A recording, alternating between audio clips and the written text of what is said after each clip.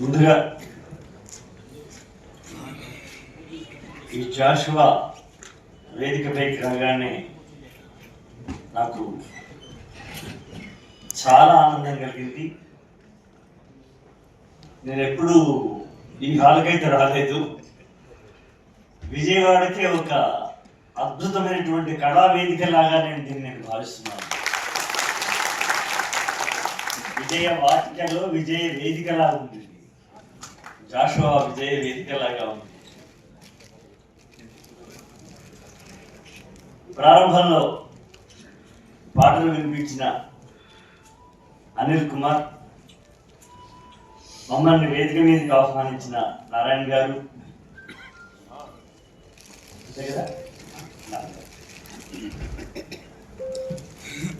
జాషువా సాంస్కృతిక వేదిక అధ్యక్షులు సునీల్ కుమార్ గారు, ఎంబీవీకే కార్యదర్శి మురళీకృష్ణ గారు,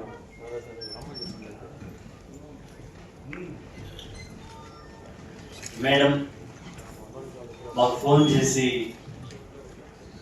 ఈరోజు నేను ఐలాపూర్ రాగానే కనిపించినటువంటి మేడం స్వరూపరాణి గారు,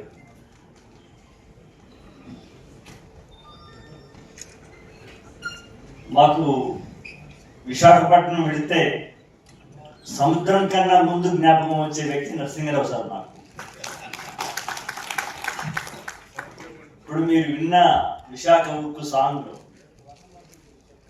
ఆ అక్షరాలు, ఆ పొందిక, ఆ ఆవేశం అది నాది. కానీ దానికి ఆ విషయమని రక్తదానం చేసింది నరసింహరావు గారు. అంటే మధు గారు ఇక్కడ ఉన్నారు, మన పూర్వ పార్లమెంట్ సభ్యులు ఉన్నారు. నరసింహరావు గారు హైదరాబాద్కి వచ్చి విశాఖ ఉక్కు ఫ్యాక్టరీని ప్రైవేట్ చేయబోతున్నారు, దానికి వ్యతిరేకంగా పెద్ద పోరాటం చేస్తున్నాము, మీరు పాటలు రాయాలంటే నాకు ఆ సబ్జెక్ట్ ఏం తెలియదు సార్, ఎలా నేను రాయగలను అంటే, మీకు సబ్జెక్ట్ పాట రాసేంత దాకా మీకు నేను ఎంతసేపు ఎన్ని రోజులైనా సరే మీతో కూర్చుంటున్నాను. సార్ హైదరాబాద్లో, సార్ విశాఖపట్నంలో కూర్చొని దానికి ఆ పాటనే ప్రాణానికి ఒక బ్లడ్ డొనేట్ చేసినటువంటి నరసింహరావు గారిని నేను ఈ వేదిక నుండి వారికి నేను అభినందన తెలియజేస్తున్నాను. ఎందుకంటే మననే ప్రైవేట్గా చేయము అన్నట్టుగా ఒక ప్రకటన వచ్చినట్టుగా తెలిసింది. అది నిజంగా మనం విజయంగా నేను భావిస్తూ ఉన్నాను. ఇటువైపు సాహితీవేత్త, నాకు చిరకాల మిత్రుడు నారాయణరావు గారు ఉన్నారు. ఆయనతో అనేక సార్లు నేను వేదిక పంచుకున్నాను ఇక్కడ. అట్లాగే విజయవాడ నేను తొలిసారి వచ్చినప్పుడు నన్ను ఆకాశమంత కౌగిలితో హత్తుకున్నటువంటి JP, All India Radio JP ఉన్నారు ఇక్కడ. మిత్రులందరికీ నమస్కారం. విజయవాడలో మనం శ్రమకావ్యం ఒకసారి చేశాం, శ్రమకావ్య గానం ఒకసారి జరిగింది ఇక్కడ. ఇది 56వ శ్రమకావ్య గానం సార్, 2 రాష్ట్రాలు. ఇంత పూర్వం 55 సార్లు చేశాను నారాయణరావు గారు, ఇది 56వది. నిన్ననే అనుకుంటారు తెలుగు భాష దినోత్సవం, 56 అక్షరాల తెలుగు, ఇది 56వ శ్రమకావ్యం.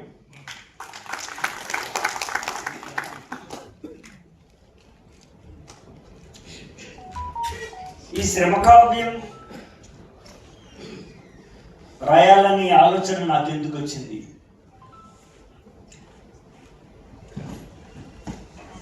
దీంట్లో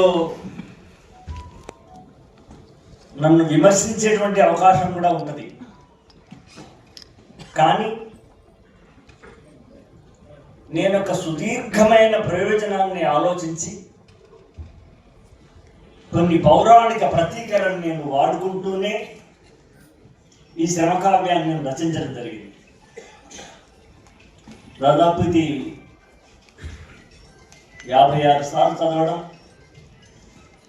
ఈ పుస్తకాలన్నీ కూడా అయిపోయినాయి, మళ్ళీ 2వ ప్రింట్కి రాబోతా ఉంది.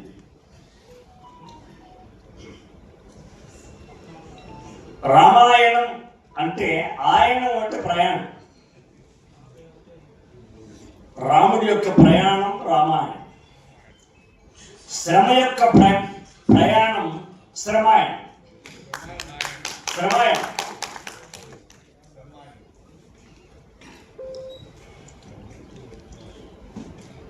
రాముడు ముందువాడు అనుకుంటే, ఇంకా పూర్వం వెళ్ళి విష్ణువు ముందువాడు అనుకుంటే, నా ప్రశ్న ఏంటంటే, విష్ణువు పెట్టుకున్న కిరీటం మాత్రం విష్ణు తయారు చేయలేదు, ఒక కంసాలైన శ్రామికుడు తయారు చేశాడు. శంకరుడే మొదటివాడు అనుకుంటే, ఆయన చేతిలో ఉన్న డమరుకాన్ని, ఆ చర్మ వాయిద్యాన్ని మాత్రం శంకరుడు తయారు చేసినట్టు ఎక్కడ దాఖలా లేదు. అంటే శ్రమ ఉంది ముందు. శ్రమ రెండు రకాలు. ఒకటి బౌద్ధిక శ్రమ, మేధాశ్రమ. ఒకటి శారీరక శ్రమ. ఈ పోడియంలో మీకు, ఈ పోడియాన్ని చూసినప్పుడు మీకు దీని ఆకారం కనిపిస్తూ ఉంది, కానీ ఇందులో ఇద్దరు ఉన్నారు. ఈ పోడియాన్ని ఇలా తయారు చేయాలనేటువంటి ఒక మేధాజీవి ఉన్నాడు, ఒక ఇంజనీర్ ఉన్నాడు. దాన్ని కార్యరూపంలో దాల్చిన ఒక వడ్రంగి ఉన్నాడు. ఈ చెయ్యి నేను ఇట్లా పెట్టుకున్నప్పుడు మేధావి యొక్క ఆ బ్రెయిన్ చైల్డ్ కనిపించినట్టు వడ్రంగి యొక్క చెమట చల్లదనం కూడా నాకు ఇక్కడ కనిపిస్తా ఉంది. మీరు ఏది తీసుకున్నా సరే, శారీరక బౌద్ధిక శ్రమయే ఈ శ్రమైక జనతా సిద్ధి అనేది ఇందులో ప్రధానమైన అంశం. పౌరాణిక భాషలో చెప్పాలంటే శ్రమాయణం, శ్రమ విశ్వరూపం వెరసి శ్రమేతి కావ్యం ఈ శ్రమ కావ్యం. నాటి నుండి నేటి వరకు యుగాలు మారినా, తరాలు గడిచినా, నేను శ్రమని ఎలా తీసుకెళ్ళానంటే, శ్రముడు అని ఒక పేరు పెట్టాను. ఆ పేరు ఒక 5 ఏళ్లకో 10 ఏళ్లకో 100 ఏళ్లకో సంబంధించింది కాదు. అది ధారావాహికమైన పేరు, శ్రముడు. అక్కడ స్వరూపరాణి గారు ప్రశ్న వేస్తుంది, శ్రముడుయేనా, శ్రముడుయే అంటే లేదమ్మా, శ్రమి కూడా. ఈ మొత్తం ఈ కావ్యంలో ఇద్దరు కథానాయకులు, నాయకులు, శ్రమి శ్రముడు. శ్రమి అని ఎట్లా పెడతావు నువ్వు పేరు అని ఒకటి అడిగితే, యముడి భార్యకు యమి అని నువ్వు ఎట్లా పెట్టావో శ్రముడి భార్యకు శ్రమి అని పెట్టానని చెప్పాను.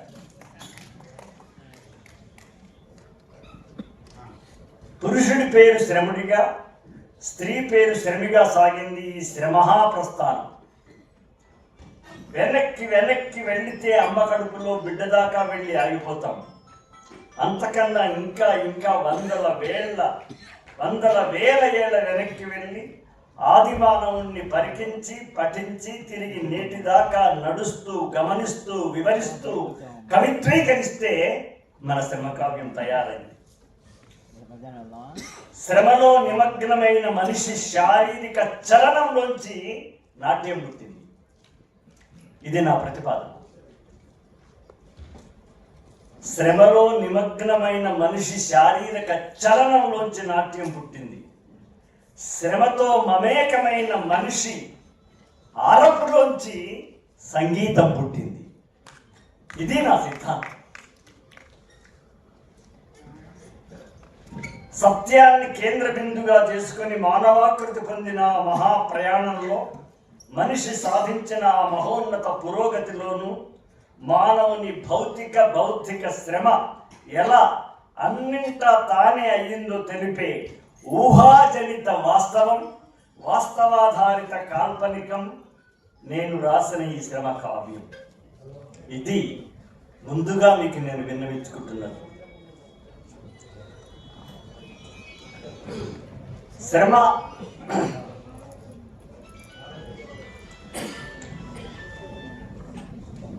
చాలా మంది మిత్రులు ఇప్పుడు చాలా బాగా పాడతాడు కాశీ, మంగళగిరి కాశీ వచ్చాడు.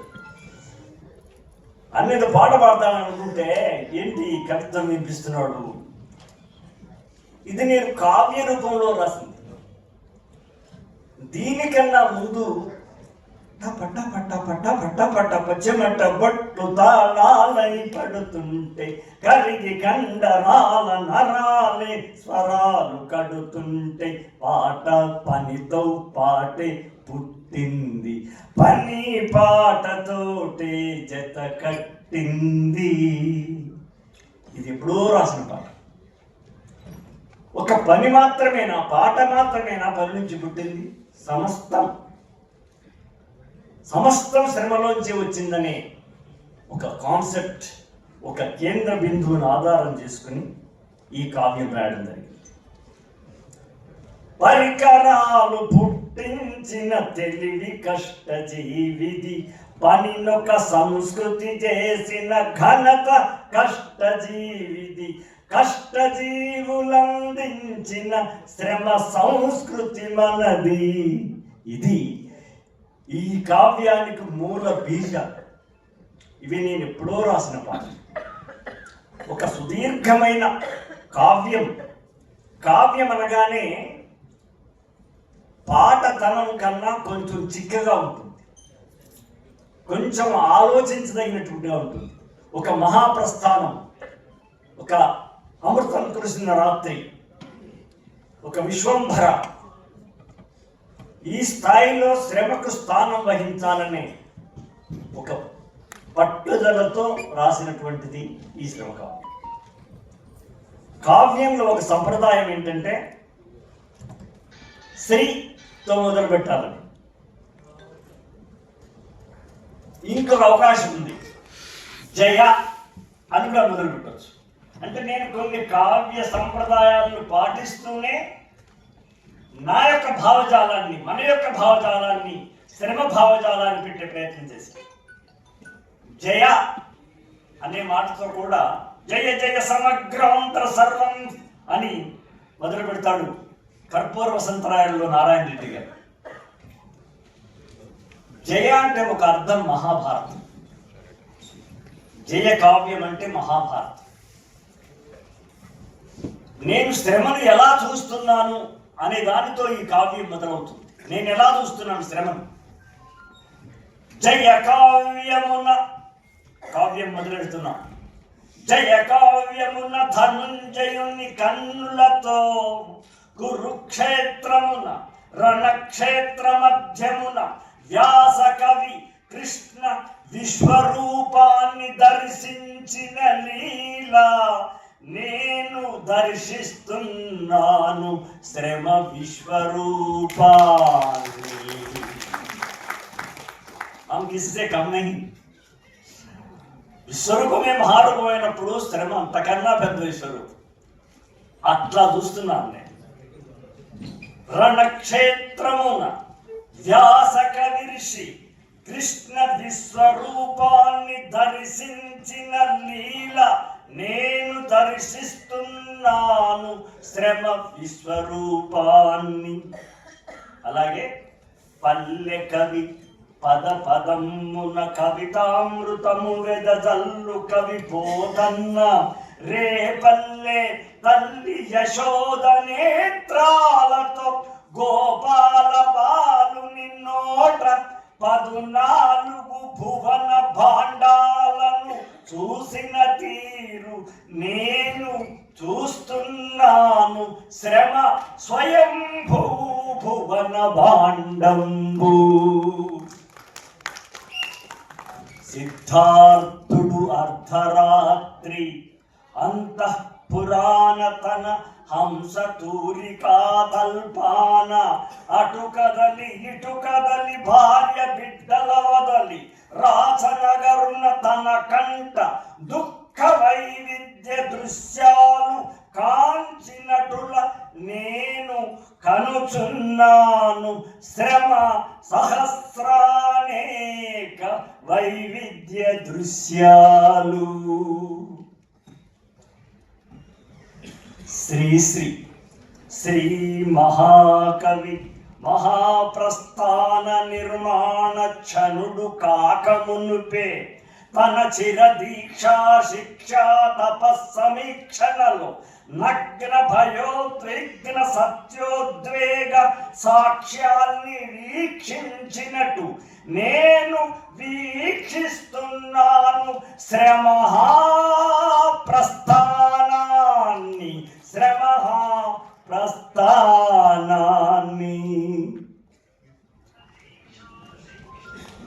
జ్ఞానపీఠి నారాయణ రెడ్డి గారు, జ్ఞానపీఠి మానవీయ కేంద్ర సాహితీ ఘనాపాటి సినారే విశ్వంభర శ్రీకార యోజనకు ముందే హృదయాక్షులతో కావ్య భూమికను సాక్షాత్కరించుకున్నట్టు నేను సాక్షాత్కరించుకుంటున్నాను శ్రమ భూమిక సర్వ విశ్వంభరతను.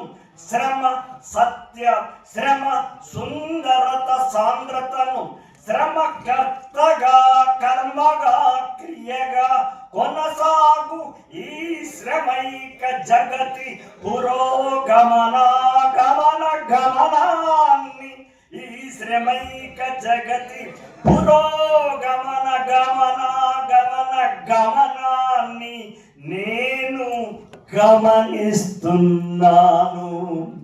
శ్రమ ఆది, శ్రమ మధ్య, శ్రమ ఆది మధ్యాంతాతీతముగా దిగ్దిగంతములను ఆక్రమించిన శ్రమ విక్రమాకృతిని నేను కీర్తిస్తున్నాను. ఇది మొదటి చాప్టర్.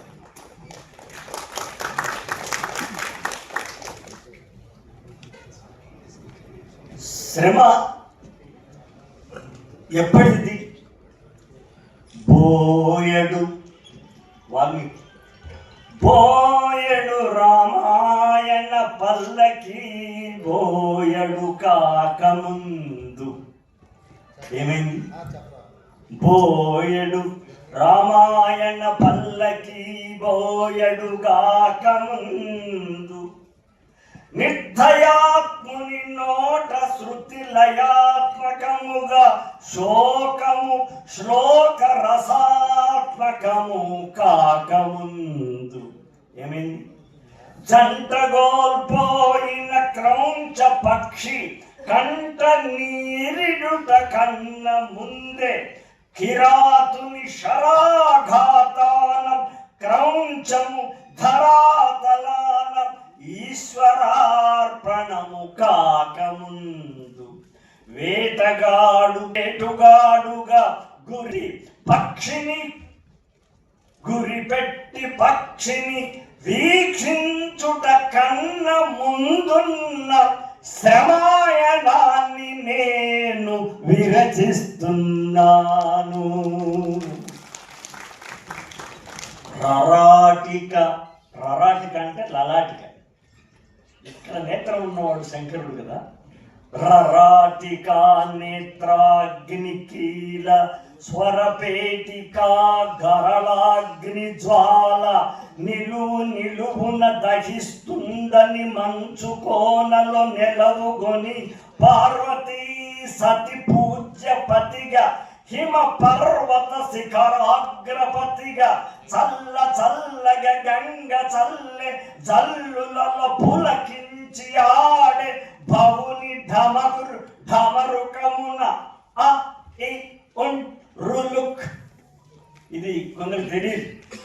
చెప్తారు ఏంటంటే పరమేశ్వర సూత్రాల్లో ఢమరుకం ఇలా అనగానే అన్నది సార్ అన్నదిట ఆ ఇ అన్నంట ఇలా చెప్తారన్నమాట.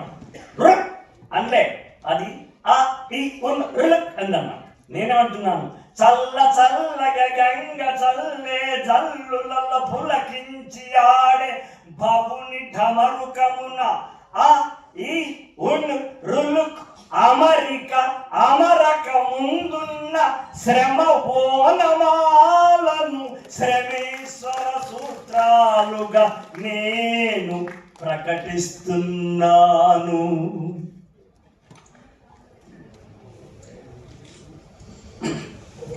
సామవేదం, సంగీతం సామవేదం నుంచి వచ్చిందని ఒక మాట. సామవేదము సప్తస్వర నిక్షిప్త రసామవేదము గాకముందే, సామవేదము మగరిస నిదపతో, మొదలు మగరిస నిదప ఫస్ట్, తర్వాత సరైన పదం. మగరిస నిదపతో మధ్యమ గ్రామ వేదము గాకముందే, సామవేదము సరిగమ పదనితో షడ్జమ గ్రామ వేదము కాకముందే, సామవేదము గాన జననిగా నిర్ధారణకు రాకముందే, చతుర్ముఖ విధాత గానమును సామవేదమున ఇముడించకన్న ముందున్న శ్రామవేదాన్ని శ్రమ సామవేదాన్ని నేను ప్రవచిస్తున్నాను.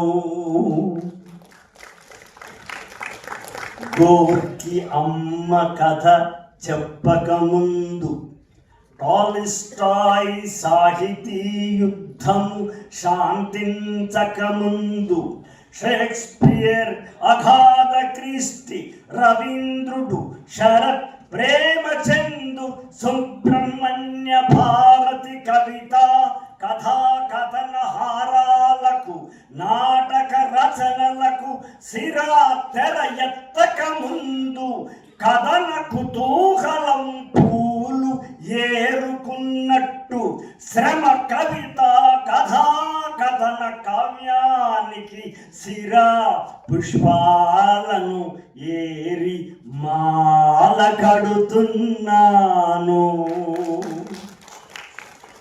పోచమ్మ, పోతరాజు, సర్వాయి పాపన్న, బీరప్ప, జాంబవంతుల చారిత్రక కథాలాపనలకు చిందులు, శారదాకారులు, బీర్ల కథకులు, వివిధ కుల వృత్తి జానపదులు చరిత్రమూల కథల నెమరేసుకొని గొంతు సవరించుకున్నట్టు, శ్రమ చారిత్రక కథా కావ్యాలాపనకు నేను గొంతు సవరించుకుంటున్నాను.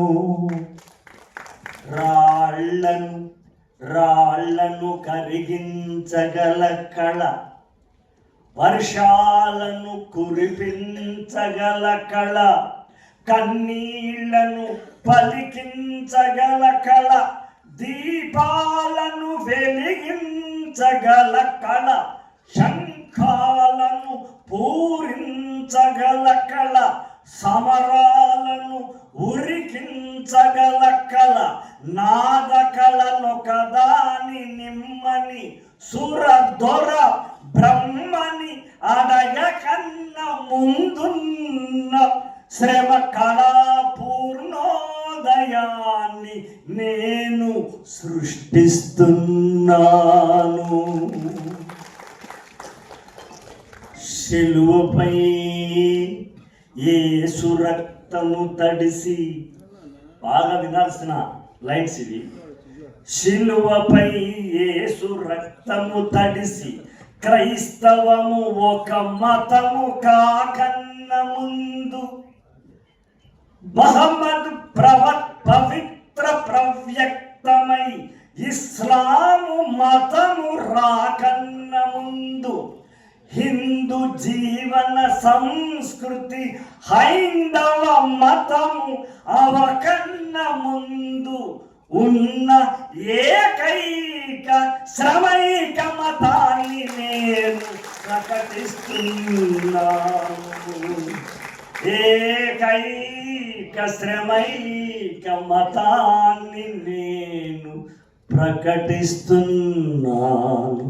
మతాలను తనకు చస్తున్నారు కదా సార్, వస్తున్నా. అందుకే హైందవ మతము అవకన్న ముందున్న ఏకైక శ్రమైక మతాన్ని నేను సాధికారికంగా నేను ప్రకటిస్తున్నాను నీ సాక్షిగా.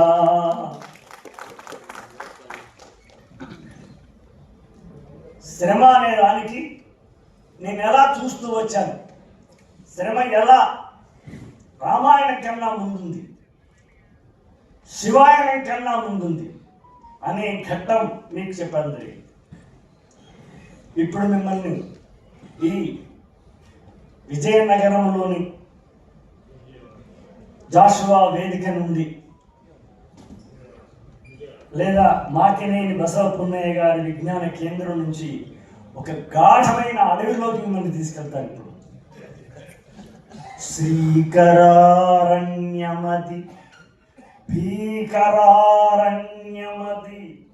శ్రీకరారణ్యమతి భీకరారణ్యమతి, ప్రాణుల శరణ్యమది, ప్రకృతి కారుణ్యమది, భీకరారణ్యమది.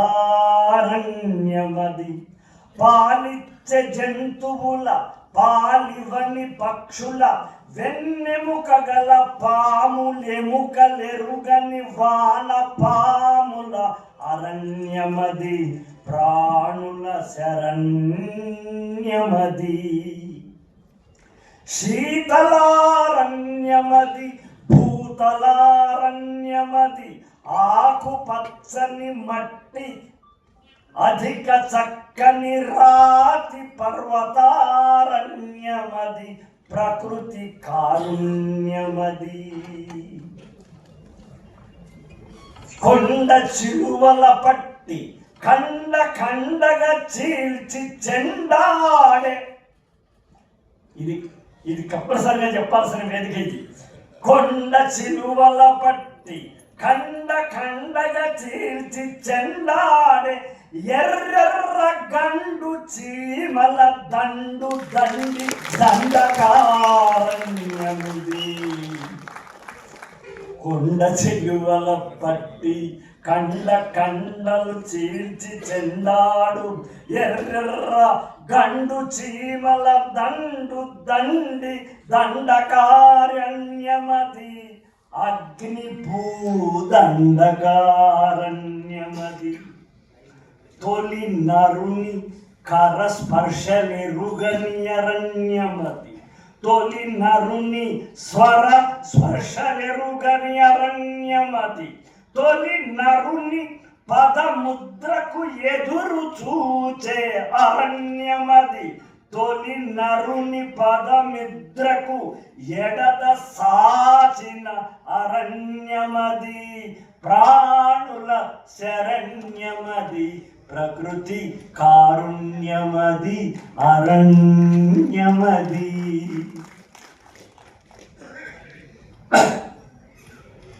స్తన్యజాతి జంతువుల కణతలలో గల కనులు, జంతువుల్లో స్తన్యజాతి ఉంటుంది. స్తన్యజాతి జంతువుల కణతలలో కనుల నెలవు ముఖమండలంలోనికి జరగడానికి, రెండు కనులకు ఒకే దృష్టి సమన్వయ శక్తి కలగడానికి, తత్ఫలంగా పదునెక్కి ముందు చూపు పెరగడానికి, ఆ తదుపరి ముందు కాళ్ళు చేతులుగా సమూల మార్పు చెందడానికి వేల వేల వత్సరాలు నాలుగు కాళ్ళ వనచరాలు పడిన శ్రమలు ఎన్నో. నడిచి నడిచి నడిచి నడిచి దారి లేని అడవినబడి నడిచెల్లిన యోజనాలు ఎన్నో. ఆ శ్రమలో కలిగిన ప్రయోజనాలు ఎన్నో, యోజనాలు ఎన్నో, శ్రమలో కలిగిన ప్రయోజనాలు ఎన్నో. గడిచి గడిచి గడిచి గడిచి గడిచిపోయిన యుగాలు ఎన్నో, ఆ శ్రమలో జరిగిన ప్రయోగాలు ఎన్నో. నాలుగు కాళ్ళుగా ఉన్న జంతు మైదానంలోకి వచ్చినప్పుడు, ఆ నడుస్తున్నప్పుడు నడక తీరు మారినప్పుడు ఒక 4 కాళ్ళ చతుష్పాదులు ద్విపాదులుగా ఎలా ఎదిగినారు అనేటువంటి ఖండాన్ని నేను ఇప్పుడు చెప్పడం జరిగింది. ఎందుకంటే పల్లెటూరి పాదచారి